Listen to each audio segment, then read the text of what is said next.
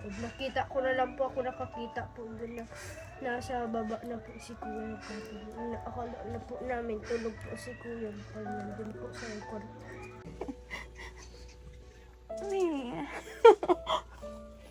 Kaya kailangan magpursige pa rin. Pag naalala ko, kaya natangis talaga ako. Di man pwede. Kaya lang ako. Sabi niya, Ate Vic, ganda na si Kalbo. Nasa tricycle pa lang ako. Di na ako, iba na si, ko. Iba na sige nangyayari. Di na ako makalogig na sa araw. Di na ako makarani naman sa akin kung nagpagkagadan. Kasi nga, di ko kayang tanggap kung tayo na siya. Hello po mga Kalingap, welcome back po to our channel. This is me, Kalingap Edo. So this time po, pupuntahan natin ngayon si Ate Marivic, aka ang Super Mom sa ating channel. Yan. Kasi kung ngayon pa lang po kayo nagsusubscribe at hindi nyo po nasubaybayan yung story ni Nanay Marivic. Siya po ay single mom na nagtataguyod ng kanyang 4 na anak. At grabe, napakasipag po nito ni Nanay at lahat po niya ginagawa para masuportahan yung kanyang mga anak sa pamamagitan ng pagtitinda po ng walis sa bahay ng Daet. At hindi lang po doon pala, kahit saan nga po pala yun, kasi naglalakad-lakad siya palagi. Minsan inaabot pa siya ng gabi para magtinda lang. Minsan po nagsa-sideline din siya kung ano-ano. At ngayon po siya po ay binigyan natin ng simpleng ng bigasan dito sa kanyang munting tindahan.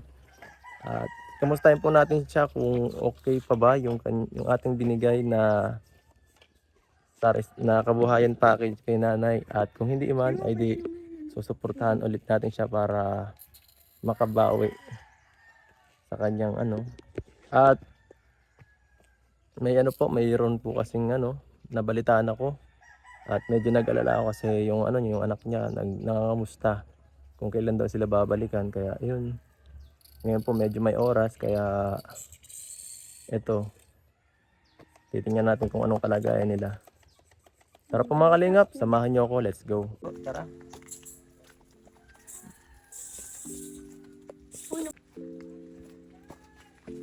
So, ayan po mga Kalingap. Ito yung bahay niya. Grabe po mga Kalingap, bawat punta natin dito palagi may nagbabago sa kanilang tahanan Kasi nung una po, grabe. Ito pa ba yung bahay niya? Ibang klase si Nanay. Ibang klase, tingnan niyo po. Dati po kahoy lang to. Tapos wala pa pong tiles dito, wala pa pong semento. Pero ngayon po halos grabe buong buo na yung bahay ni Nanay. Ito po yung mga ginagawa niya, pangwalis na kanilang tinitinda. Grabe, may gate na. Mayaman na yata to eh. Tao po.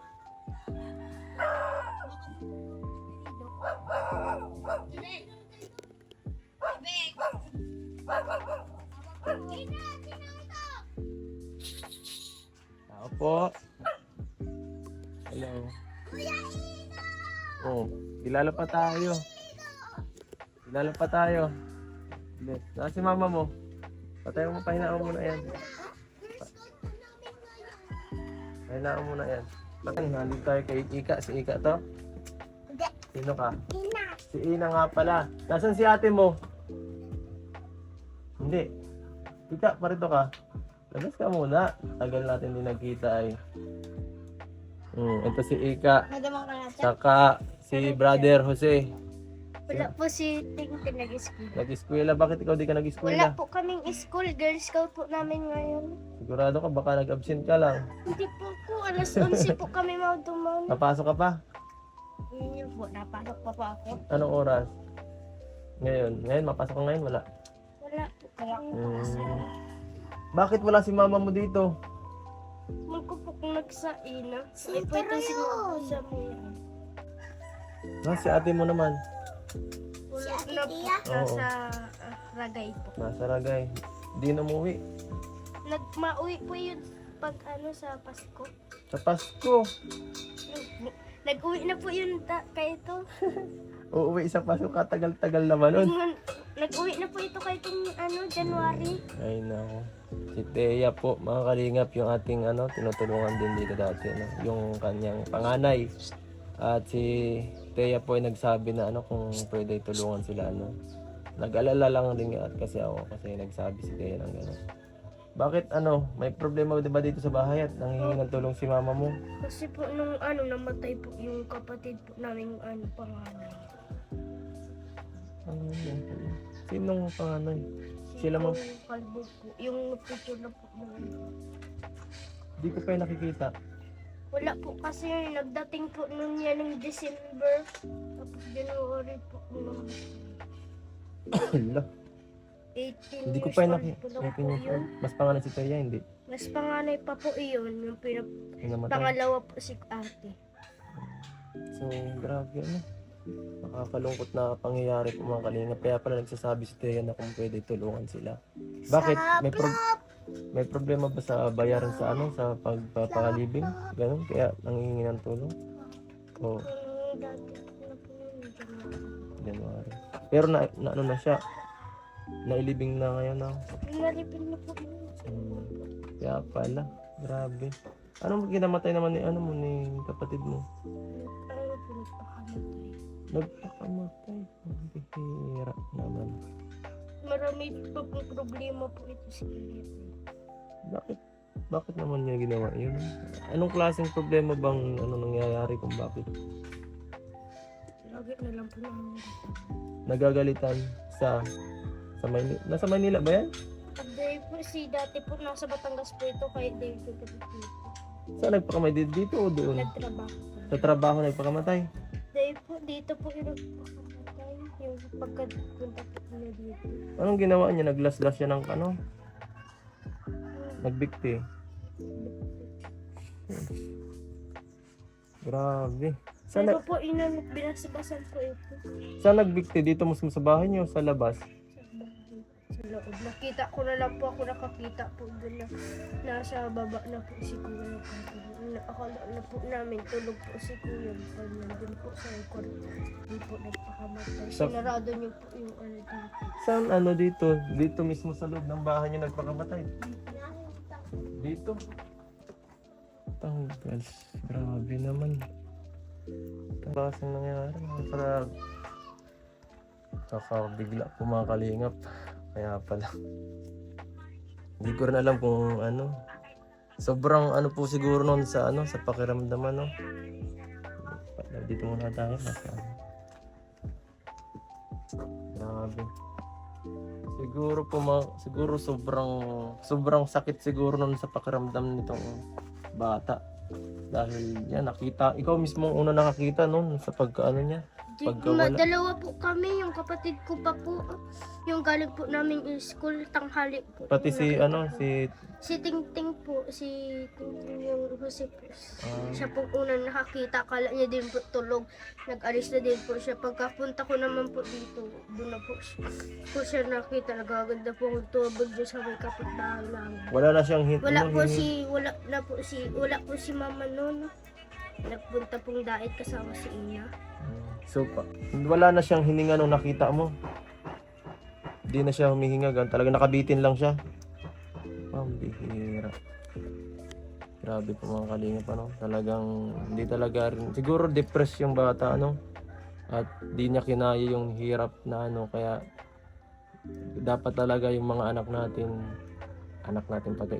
Yung mga natin kung may mga kakilala tayong ganyan na halimbawa parang pakiramdam natin na hindi okay, dapat kamustahin natin, i-check natin kung sama-samahan natin minsan kasi minsan parang okay lang pero hindi pala natin alam sa deep inside sa kanilang kalooban, sobrang bigat na dinadala nila, kaya kailangan minsan suportahan natin yung mga kakilala natin, kamag-anak dahil ganyan, lalo na sila nasa ganyang stage, medyo maraming pumapasok sa isip ng mga ganyang kabataan. Ako minsan na ko rin yung ganyan. sa ganyang edad, no? Pero kailangan ano talaga maganda yung may taga ano talaga, may mga kaibigan ka, may pamilya ka titingin sa iyo para ka ano ka masuportahan ka sa emotionally, kasi hindi biro ang depression, guys. Saka yung ganyan, siguro na-depress siya at nakakalungkot dahil di natin siya nakita kahit isang beses dito sa kanyang ano, para matulungan, ano. Okay ka lang? Wala ka na.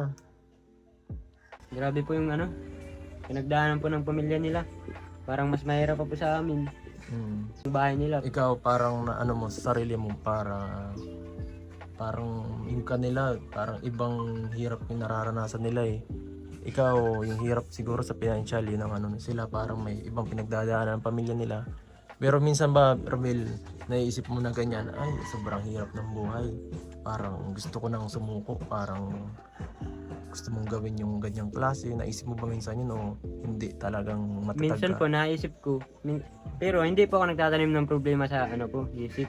Lagi lang pong masaya. Dapat lagi kang masaya para hindi ko po dapuan ng kahit anong problema. Dahil pag lagi kang may problema, lagi mo pong iisipin yung mga magugulo po yung isip mo lagi. Magugulong-gulo po yan. Ay, si nanay oh. Ay, grabe. Oh, kumusta po, Nay? Kumusta? Long time no see. Busy? Busy ka? Nasa school kami nagpapagawa. Pasok po. Hello po. Salamat. Ganda na ng bahay mo ah. Iyo ba na po? Gaano ako nagpapagawa kami ng school. Ah, nagagawa ka sa school ngayon. Oo. Dapat. Grabe. Kumusta naman po kayo dito? Sino ba ka? Malayas man si Ika. Ang ganda na ng bahay nyo. Ano na oh, may mga ano na. Na sa akin na tawag dito. May nag-chat sa akin si Althea nakaraan. Parang Meron dito ang problema. sabi parang nanghihingi ng tulong nung nakaraan eh. Namatay yung anak kong panganay. Namatay? Grabe. January na? January January 19. 19. Yun nga, Namatay. nagpakamatay. Nakwenta nga po ng mga anak ko. Grabe yung sinapit, no? Surunudo. Naisi-isi ko na lang din. Problema dito eh. Tambak. Ang tambak problema. Kagaya ng ano po.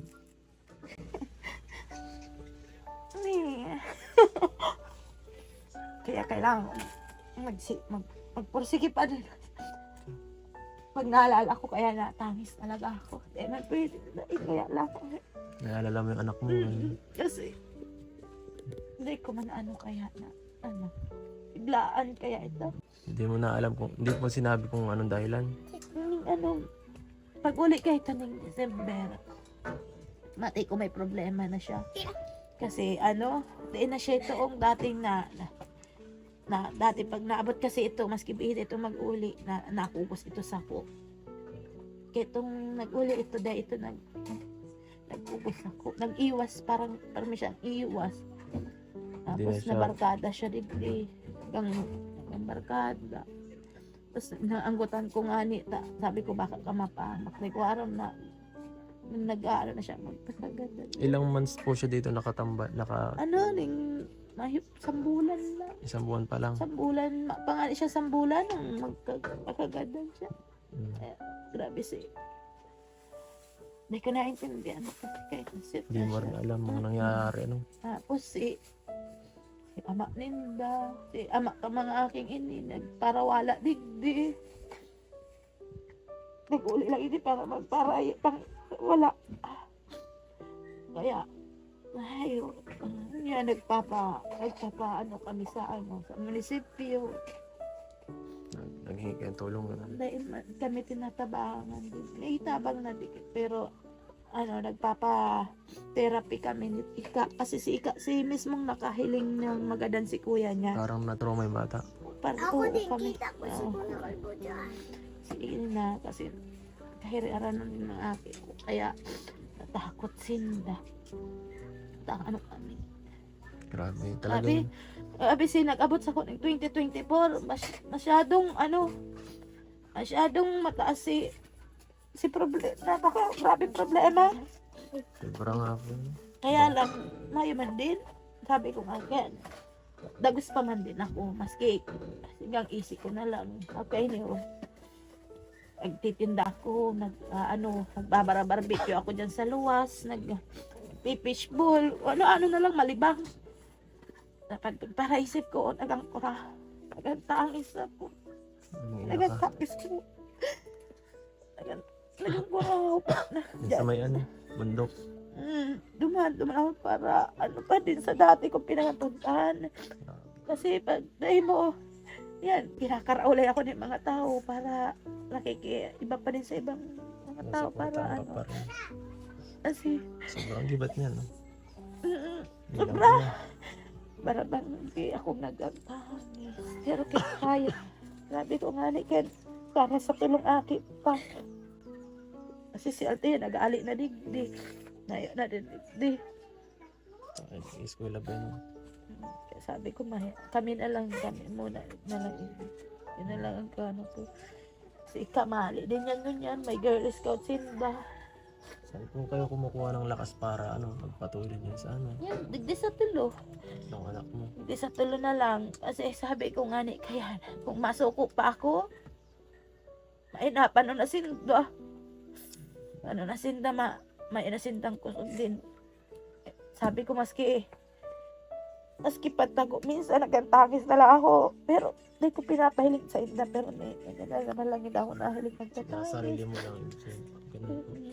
Kasi makulong sa bilang nanay na nawaran ako ng aki na sarong oras lang naghali ako ng 10:30 di ko aram si aki ko nagpakagadan siya ng 11:30 tapos yaon pa ako sa eskwelahan di ba ako nakakahali Tapos, pagpunta ko ng dait ning tinawagan ka ganun. mayo akong cellphone Paano niyo kaya nalaman? may nagpo-post na sa barangay Matakong na umuli daw ako kung naasain daw ako kasi nagpadayat ako ito, nagsaud ako ka ito ay tapos nasa jeep pa lang ako, parang may nagpapamati na sa ko na may nagpakagadan daw nga di sabi pero di ako nindapig sasabihan kasi baka nga kung mapano daw ako sa sa jeep pag abot digdi sa may tricycle diyan sa may tricycle may itong yaon taga digdi sa may samo nagranis ako tigkaputan na ako tulos mga paninda ko yaon tapos kinaputan niya na ako dahil na daw sabi niya Ate Vic dahil ka Punta dito. magtangi dahil ka kung anong dahil mo pag-isipon kung ano man kapot niya na ako tapos sabi niya Ate Vic ganda na si Kalbo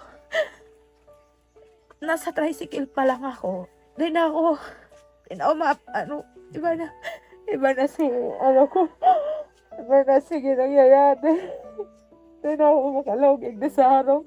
Hindi na ako makarani naman sa akin kung nagpagkagadan. Kasi nga, hindi ko kayang tanggap kung tayo na siya.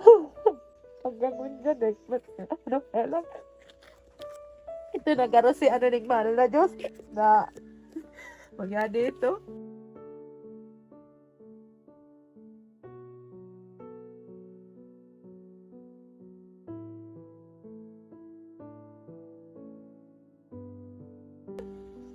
Sunununan. Nakakabangon-bangon lang ulit ako tapos may nangyayari na naman narong ka ito. Kaya dapat ako. Ayaw.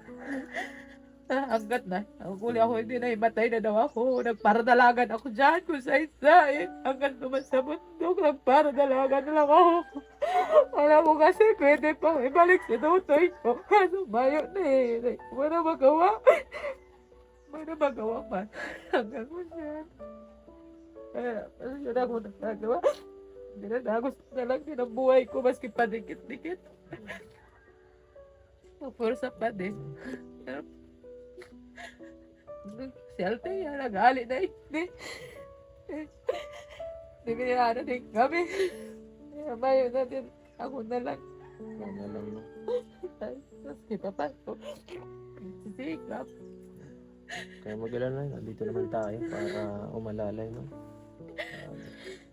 Sisimula na naman ako eh. Nagkagaano naman ako ng tambo ko. Sa kambuhay. Natapos ko lang. Sabado matinda na naman. Patatag ka Grabe lang, si Nay.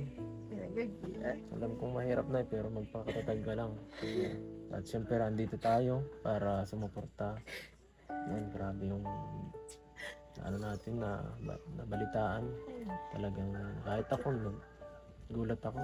Hindi ko masyadong Mahina. alam yung mga nangyayari ngayon dito kasi alam ko si nanay magaling na ano, ina, marunong sa pagnegosyo. Kaya kung kita nyo naman dito sa ano nito, sa tindahan ni nanay, parang halos paganda ng paganda yung ano nila, yung tindahan saka yung bahay. Kasi napakagaling talaga ni nanay na ano, na mag-manage ng mga ganyan business. Saka, kaya lang yun nga, hindi natin inaasahan may ganyang pangyayari sa kabila ng ganito na medyo nag-okay yung buhay nila. So ngayon po kailangan natin alalayan ngayon si nanay gawa nung sa ganito nga. Mahirap ito, siya lang nagsasalo sa ano. Sinasarili niya mo yung ano niya, yung hirap, no? Mahirap, baka bumigay din si nanay, delikado kasi parang na yung mga anak niya. So ayan. Ano po mga kalingap, kung sino po may gusto magpaabot ng tulong, kontakin niyo po ako sa ano, sa FB page. Pwede po kung magpadala, magpalipad sa ano, sa mga live at GCash po, pwede rin po. Yan. Thank you so much po sa mga taong mga susuporta, mga di nag-skip ng ads. Malaking bagay po yan. Thank you so much po. Yan. Nay, siguro dadalasan ko pupunta dito, no? Para, siyempre para maano ka rin, maramdaman mo may kasama ka sa buhay, at siyempre para mas maalalayan ko kayo ng mga anak nyo. And, yan po mga kalingap. Sige po, salamat. Natin, nakalimutan ko, magbibigay din akong tulong kay nanay ngayon. Ito. Budget nyo ngayon po, nay. Bili na muna. Para kahit paano, pahinga ka muna. Bili na muna po. Oo, wala nga naman po. At yan. Sige, mag-ano muna kayo dyan. Pahinga muna kayo ngayon. Nagagawa kami sa school. Nagagawa po sa school. Kailangan puta. May ano kami. May ano sa eskwela ni daycare. Kayo, May feeding. May ano. kayo nagtatrabaho pa doon. Grabe. Papagawa ako. Sinakaagi ako ng para Napakasipag panday talaga. naman sa eskwelahan. Pa nagpapanday po para may kitain, di ba tama? Sayang din. Karakonting Libre. kita. Din meron ano din sa school. Yan po. Sige po mga kalingap.